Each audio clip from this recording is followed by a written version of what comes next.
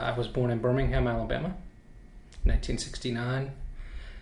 Grew up in Odenville, Alabama, went to school there, graduated there, and went to college at Jacksonville State University for 2 years before I joined the military. I was always involved in art from a very early age, drawing and painting and writing as well. And then I got into music later on. I always wanted to take piano lessons, but that just wasn't really possible for us back then. So when I was in 6th grade, I joined the beginner band in my elementary school or my middle school. And from 7th grade until 12th grade, I was in marching band and concert band. Mm-hmm. And then when I graduated from high school, I went to Jacksonville State University, and I was in the marching band there as well. Well, it's really hard to say. I know when I was in the military, I was stationed in England for a while, and I remember when Kevin Smith's Clerks came out and Mallrats. Mm-hmm. And so that was probably the first really big independent feature films and feature filmmaking that I remember taking place, although I was aware of Tarantino and some of these other directors, but that was the first time I remember specifically thinking about independent filmmaking. I'm sure I knew it was going on before. I was in college and there were people who made films there, I'm sure, but I don't really remember specifics about that.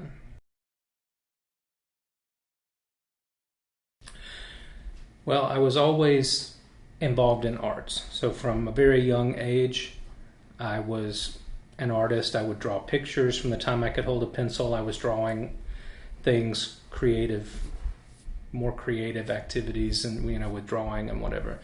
I was also a writer. So when I was in kindergarten, 1st grade, I think my mother still has a few stories that I wrote when I was either in kindergarten or 1st grade, and they were creative stories. As I got older, I got involved in music and still more creative writing. When I was in high school, my friends had developed this storyline involving all of us, and it was kind of a soap opera type thing. Well, I took it and made it actually into a chapter, serialized story that was an ongoing thing, and it entertained us for a while. But as I look back on it, and it's been a while since I've seen it, I'm not even sure where it is now, but last time I looked at it, I noticed the spelling was not very good, the grammar was not extremely good, and actually the story development itself wasn't very good. But that was kind of me in the arts back then. I did not do drama when I was in high school. As a matter of fact, I hated being in front of an audience, in front of my class, doing book reports or speeches or whatever. And so all the way through high school, never did drama.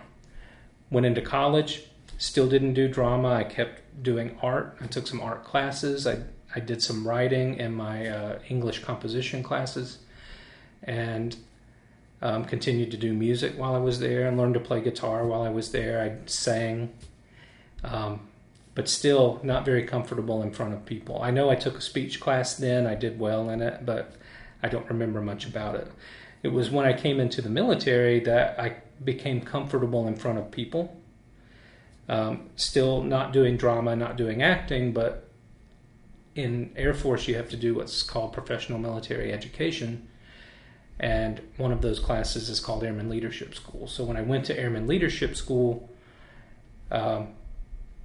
that's when the first time I remember doing a speech where I felt like I did really well on it. I wouldn't say I blew it out of the water, but it was a topic that I knew a little bit about. I became more familiar with it and stepped in front of the class. All the things you're not supposed to do, holding the paper and gripping the podium with the white knuckle syndrome. I took the podium, I set it aside, I put my outline there, and I knew the material, and I presented it to the class, and I felt really comfortable with it. So that was the first time I remember just feeling like I knew what I was doing, and I was really comfortable and had the anxiety under control, and the nervousness went away and the fear went away when I was in front of people. It really wasn't until after I retired from the Air Force in 2011, I was between my active duty service and my first job when I was looking for things to do to occupy my time. And I went to a free improv night at Le Chat Noir. And a friend of mine there who had also retired from the military, he was there, and I talked with him. I knew he was in filmmaking, and he suggested that I find out more about the Southeastern Filmmakers group here in Augusta, Georgia. So I signed up with that. I went to some of the meetings, not really even intending to get into acting at the time, but thinking, I'll just learn more about film. Maybe I'll be able to write. Might be able to do some grip and lighting, behind the scenes stuff, and that really kind of set the stage for moving into acting. Although that wasn't my intention, that's how it wound up. After I joined the Southeastern Filmmakers, and I met kind of the core group. It was very small at the time, about 10 or 15 active members coming out to meetings, and one of those members was Josh Seymour, who used to live here in Augusta, and now he lives in Atlanta. And he had a project going on that was called 1,000 Bullets to Heaven. The 7 Nation soldiers are selling our product out on the streets. I want you guys to go out, sell our product, make your collections, and if you see a 7 Nation soldier sash,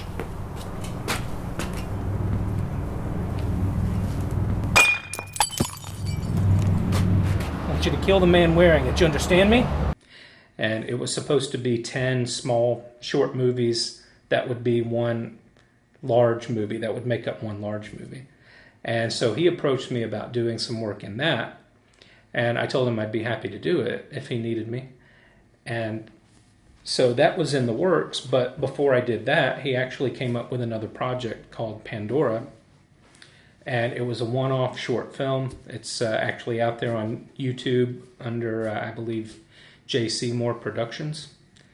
And that was the very first acting I had ever done, stage or screen, and it was this short film. And it was Josh's film. So that was the very first film that I did. And I went on to work with Josh a number of other times on the 1,000 Bullets to Heaven project. And of the 6 short films that have been produced so far, I was in 3 of those. As a gangster type, a Godfather type character. And in Pandora, I was a mercenary type. We were looking for this Pandora. Somebody had some information, so we're trying to interrogate him to get some information out of him. And so those were the first experiences with short film that I had. I did a few background extra projects during that time frame, and I can talk about some of those a little bit later, but the first local feature film that I was in, and it was as a featured extra, was a Chris Forbes film, Forbes Film Productions, and it was called Miss Strangelove. It was a vampire picture, and I was an extra in that on a couple of occasions for a couple of scenes that he was filming, and it just kind of went from there.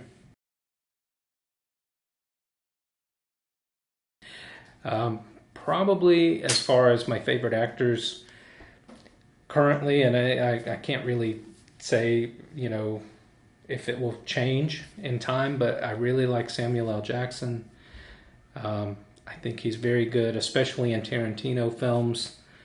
I think that he just has that persona that works well with Tarantino's writing and directing style. It's very gritty. It's very harsh sometimes. I like that.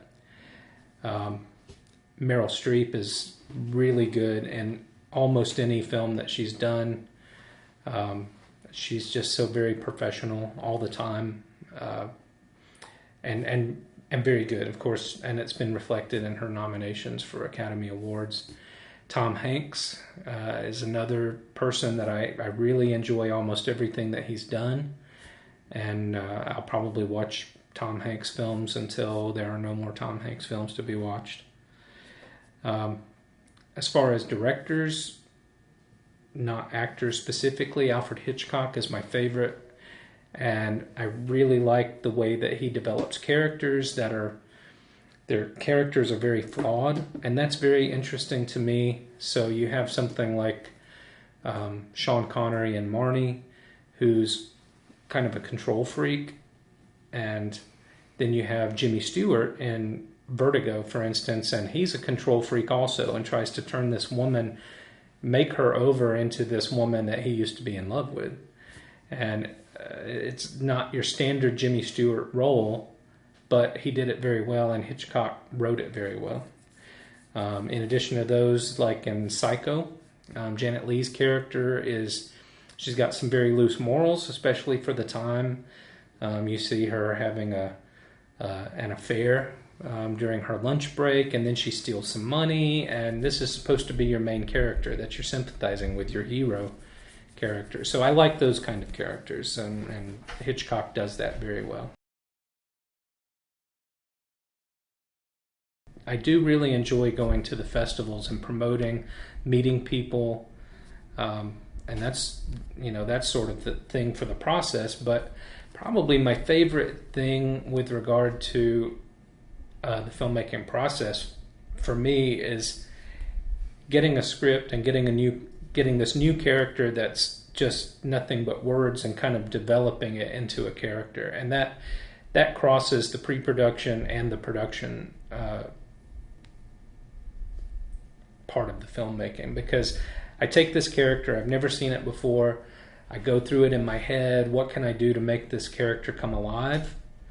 And then after I've done that, and then I get a chance to get together with the other people who are acting in the same scenes, and we can work off of each other and read lines, and it takes on another level of becoming alive, whoever this character is. So I really like that part of the process also. And that's kind of pre-production, production. But the whole process is fun. It has its drawbacks as well. But the pre-production, that's kind of the excitement phase. There's a lot of energy at that point. It's new. Once you get into the actual production part, it's there's still some energy, but you're getting into the habit of doing something at that point. So it's not quite as exciting as the pre-production phase. And by the time you get to the end of the production phase, a lot of times you're tired, and you just want to get this thing finished. So that can be a little bit of a negative, but once it's finished, and then you get to see it on the big screen, and you get to see people react to you and your character and the movie that you were in, that's always fun. That's a lot of fun as well. Okay, so the next one is sort of a two-part. It's about working with younger, inexperienced directors in the independent film industry, because that's bound to happen, because that's usually where people start. What advice would you give to actors working with inexperienced or young directors, and then what advice would you give to, and kind of the flip-flop about directors on how to work with actors if they're not really experienced? Yeah, that's a difficult question, mainly because you've got so much there. It's so varied. The field is so varied that the way one person directs is so different than the way other people direct. And some directors are just good right off the bat, but some take a little bit of time getting used to. I would just advise any actors working with new directors to give them a chance to do their thing, to find their place and their happy spot, I guess, how they direct, what they're going to say. Give advice if it seems like there's an opening for advice, or it would be accepted well. Otherwise, you kind of have to play it by ear with every director, whether they're inexperienced or whether they've got experience under their belt. As far as directors with new actors, that's a difficult one too, because every actor is a little bit different. Some take criticism well, some don't. I would think that, again, you've got to take each situation moment by moment and determine whether or not, what you really have to determine what's the best course to take with any given actor. If they take direction well, give them direction and let them do their thing. Some people don't take direction quite as well, and it's not that they're mean about it. They just, I was on a film not too long ago, and there was a young actor, or a young guy, who had won a contest, and so he got to get a line in this particular film, and it was supposed to be a very excited line. He was supposed to have all this enthusiasm and excitement, and the director just couldn't pull it out of him. He did the line exactly the same, monotone every time, and the director was finally like, all right, that's it. And I assume that he'll put it in the film, because I think there was an understanding that it would go in the film, but it wasn't very good. And he was quite a young guy and inexperienced, and maybe he doesn't even want to be an actor, or maybe he does, I don't know. But it was an interesting exchange.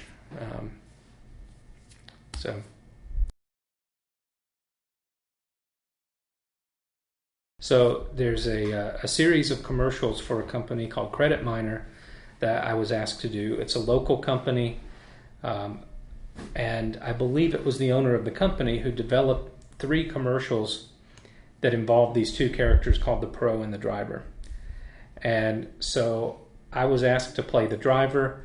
Michael Hennessy, who is a teacher at Davison Fine Arts School and was president of the Southeastern Filmmakers for a while, was asked to play the Pro. So in the scene that we're doing, the Pro and the Driver are the old way of doing things. Credit Miner is a company that does credit checks for people who are buying cars and things like that. And so they market these commercials to car sales locations and things like that. And so in the scene, we're driving up in this old car, it was a nice car. It was a beautiful old style convertible that we had to pull up in, and then we got out of the vehicle and we had these old clothes on. I had this leisure suit on, and my hair was longer at the time. Michael Hennessy has this long curly hair, and he had on this suit from the 80s, and he had a cell phone with him, which was this big, large, boxy thing that he's holding on to with a handset that was connected to it. And so he gets out of the car and pulls that out. It pauses, and it says the Pro. And then I get out of the car, and of course the wind had blown my hair, so I'm brushing my hair back, and it pauses and says the Driver. And we represent the old school way of doing things, which in itself was very funny, and the costumes were very funny, and people were laughing on set already. It was maybe a little bit difficult to get through the scene because of all the laughing, but we got over it eventually. But the part of the thing that was funny for me was because I had to drive up in this car, and it was a kit car that belonged to this guy. It was a 1960s model convertible, and it was very small. And so there was this tiny space where the pedals were. So the gas and the brake and the clutch were all right there. So I was like in danger of actually pushing 2 pedals at the same time because they were so close together. But before we did the scene, the guy came out with me, and he sat down in the passenger seat, and I was in the driver's seat, and he's showing me, and it was a standard gear shift, and he's telling me the ins and outs of this car. And so then finally I backed out, and we did a couple of test runs. The car was beautiful and great, but for doing like these precision scenes that they were wanting to do was a little bit difficult. There was no power steering in this car, so it was very difficult to turn the steering wheel. And when you started off, you actually had to give it a fair amount of gas when you were letting off the clutch, faster than I was really kind of comfortable with driving through this parking lot where all these cars were parked. But if I didn't give it enough gas, then it shuddered. It was doing like this, And so I backed up so that I was completely out of the shot and pulled up in the car. But then I had to put on the brakes to turn into the parking lot. And so I had to give it enough gas so that it didn't shudder with us as we're going through. We wanted to make it look smooth. And they had the camera set up. And so we had run through it, and then they filmed it a couple of times. And after they filmed it a couple of times, I was like, and I got it in there, it was smooth, and I turned it off, and we got out and did that part of the thing, and then they were like, okay, well, they wanted to shift the camera, and they're like, okay, you're going to have to turn it sharper and come in closer to the camera, and I'm like, it's not a power steering. So anyway, so I did it several times. We did it, and we finally got it. I don't know that it was me that made it look smooth, but the camera guys, Reflecting Pool Productions, did that commercial, and they made it look very smooth. Mark Crump and Nick Laws were the camera team at the time, and they did very well with it. So that was funny, and I enjoyed that a lot. And then I did a commercial recently for the Black Cat Picture Show, Le Chat Noir. That's a theater downtown. Decided to do a juried film festival, and this was their inaugural one this year. And to promote it, to advertise it locally, they put together a 30-second commercial spot, and they called me and asked if I would come down to where the Wages of Sin guys that have their studio, and we were going to put together this commercial. And so I get there, and it was I discovered that there was nothing really written out as far as script for what's going on in the background. Chris Bailey, who is the owner of Le Chat Noir, he had a script that he was reading that was all the details of the Black Cat Film Festival. But before he started, he was a guy directing me, and I was this bad overactor, so I thought I'm perfect for the role, bad overacting. And so I'm sitting there, and I'm doing this scene with this cat, this fake cat, and then he yells cut, and I throw the cat on the floor, and everybody comes over, and he turns around and does all the information for the Black Cat Film Festival. But we kind of improvised most of everything going on in the background on the spot. And there's so much going on in this little 30-second commercial. It's wonderful. It was funny. It was fun to shoot. And all those folks are very professional. And a lot of them are actually involved in the improv groups here in town. So that actually the improv that takes place at Le Chat Noir. One other anecdote that I have was actually when I was doing background extra on the film Ride Along over in Atlanta, and that's Ride Along is probably the biggest film that I've been a part of in any acting capacity.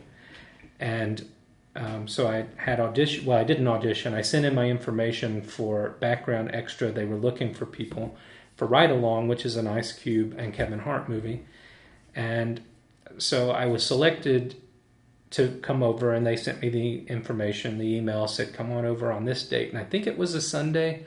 We were in maybe it's called the Metro Market or something in Atlanta. It's an indoor farmer's market. But it was closed down for the day just for us filming. So after they put us in extras holding, they came over and they picked a number of people, most of the people, probably several dozen people, to go and be extras just walking around the market in the background. And I wasn't selected, so I was sitting there. There was probably less than 10 of us left in extras holding. And time went on. It was several hours. We were sitting there, and finally they came over and they said, okay, we've got a scene for you guys. So they pulled us and put us in this one spot, and they said, okay, the guy's throwing things in the market. So just duck and dodge like you're trying to dodge this stuff being thrown. That we weren't even close to the guy. There was nothing actually being thrown at us. And we were done with that scene in less than an hour, and that was it for that day. And I was like, well, that kind of sucks. I don't know if I'll see myself on camera at all. So I got back in touch with them when they had another casting call and said, well, I was in the market scene, but I was in the background.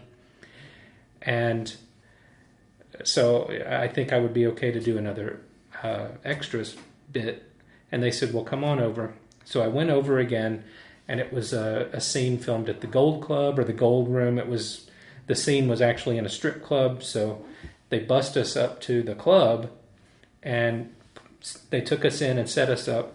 And one of the PAs came over and said, we really can't see you guys, so what we want you to do is, when they call action, wait a few beats and then walk up and turn and walk over to the bar and turn around like you're ordering drinks, and she's going to put you drinks on the thing, and then the guys pull out guns and we all drop to the floor. All right. So I was about 5 feet away from Kevin Hart this whole time, and he's the center of this scene. He's doing his bit.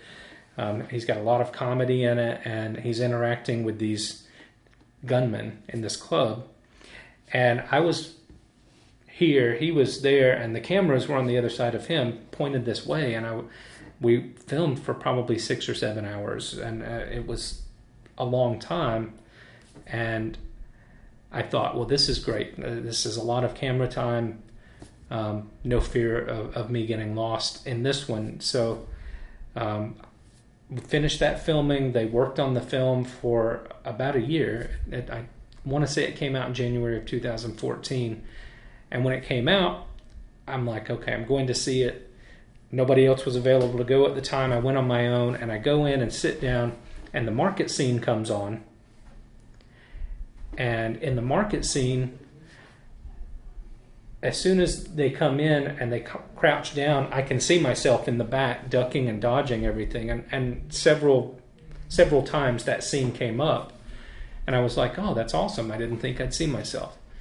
And then I'm like, all right, let's see the club scene. The club scene came on, and it's really long, and I didn't see myself once in the whole club scene, even though I was right back there. So maybe I'm a shadowy guy in the dark in the back. I don't know. I couldn't tell if any of them were me. So it's kind of interesting how fickle the system is. I mean, I filmed the first day for less than an hour, and those scenes made it in. I filmed for 6 or 7 hours the second time, and I couldn't even see myself. So it's weird how that works sometimes. But either way, it was a fun experience both times going over there. And that's a hard question. I don't know exactly what makes me me. Probably that's going to be a question that other people can answer when they watch me, and they can watch me with a critical eye and go, well, these are your characteristics, and these are the things you do all the time. I think when I see myself and when I picture myself acting, I picture myself doing more character actor styles. So I don't see myself as like the star guy like a John Wayne or a Clint Eastwood who always acts like John Wayne and Clint Eastwood. I try and, of course the roles that I get are going to have some of me in it, and they're going to be standard type roles, father roles, or police officers or detectives that I've played several times, gangster type roles, mafia or Godfather type roles. And so, but like I said when I talked about the part that I like the best about the filmmaking process, I get the role, I look at it, I kind of put my spin on it, my twist on it, and whatever that happens to be, then that's what it is. So I guess that's really what makes that me. But I also look at it in terms of I try and picture what this character will look like. So I'll try and get wardrobe, I'll try and find some things that I think will fit that character style. That's not always what they go with. A lot of them have costume wardrobe people that will go, okay, they'll give me something to put on instead of whatever I have on. When I talked about Ride Along and the market scene, this is what I was wearing in the market scene. I actually had this cardigan sweater. Like, there's not that many cardigan sweaters out there, kind of my style, so I put it on. They didn't have a problem with it. I had my flat cap on. So You can, if you ever watch the market scene and you're looking behind Kevin Hart when they first come in, you see the cardigan sweater and the hat, and my hair was a little longer, but I had the beard. That's me.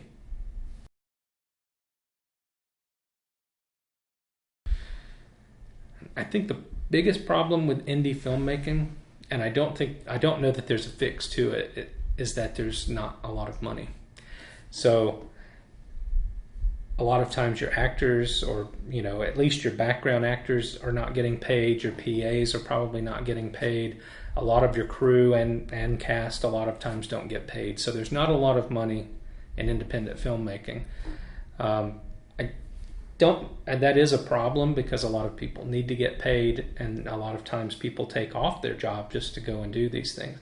I guess the payment itself would be, one, credit in a film, and two, the opportunity to showcase your talents and maybe be picked up for something at another time that does carry pay with it, I guess.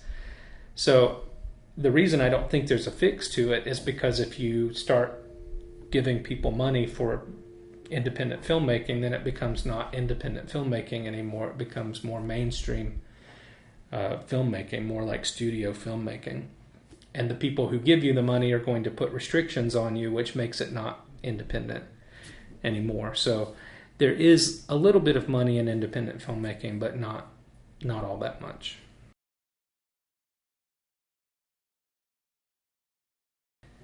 I think associated with the question about what is what's bad about independent filmmaking, it kind of goes hand in hand that independent filmmakers can do what they want. They do things that are not standard. They have stories that don't necessarily fit the mold of mainstream filmmaking. And I think independent filmmaking really pushes the boundaries much more than mainstream filmmaking. And of course, mainstream filmmaking is going to occasionally mirror what's going on in independent filmmaking, and sometimes just incorporate those things from independent filmmaking. So that, I think, giving people the opportunity to do things different. So people will say, as far as regarding stories, that there has to be a beginning and an end, and there has to be a character arc, and the character needs to change from this point to this point and become a different person, and all those things are great, and I think those are excellent guidelines to use when you're writing a story about a character. But not every story has to be done that way. So without independent filmmaking, you wouldn't have art house films that are made really just to solicit emotions from you, as opposed to telling you a story, an overall story, just images of this or that, and things taking place that don't really have a beginning or an end. They're just happening. So a lot of stories that are told in independent filmmaking are told from a different perspective. So you have things like Tarantino's Reservoir Dogs, which had a lot of flashback scenes in it incorporated into it, and Pulp Fiction, which was really told out of order, but there was still a theme and story in it. It was just not your standard type of story. Things like Clerks that Kevin Smith did, and Reservoir Dogs, they were a lot. There were a lot of talking parts, discussion, things that you couldn't necessarily do in a mainstream film, and because they would go, there's too much talking, we need some action, we need stuff blowing up. Well, that's not always the story you want to tell. So as an independent filmmaker, you can tell those other stories.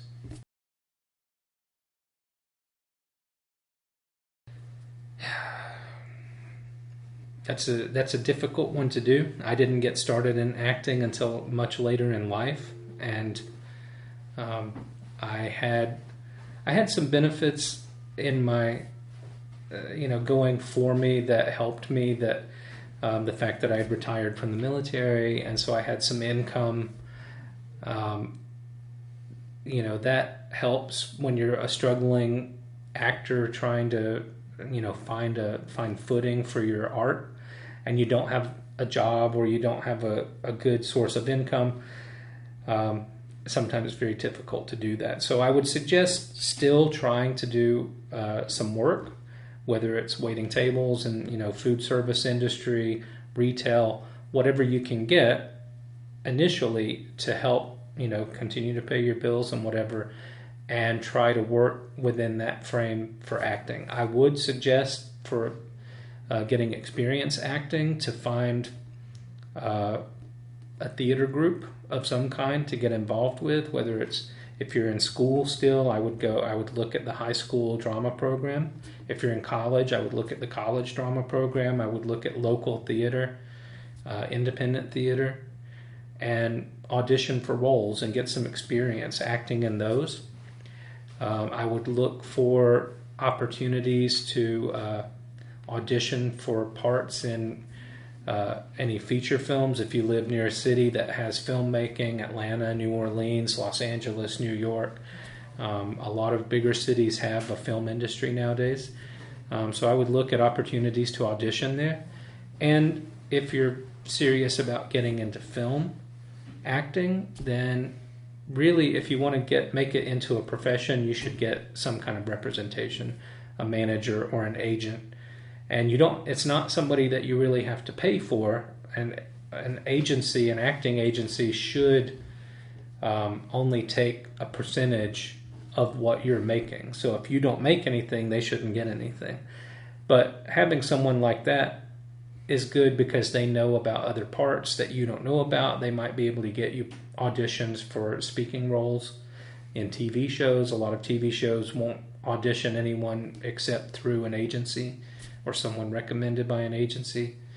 And so that, I think that really is something that you need to consider when you're getting into acting.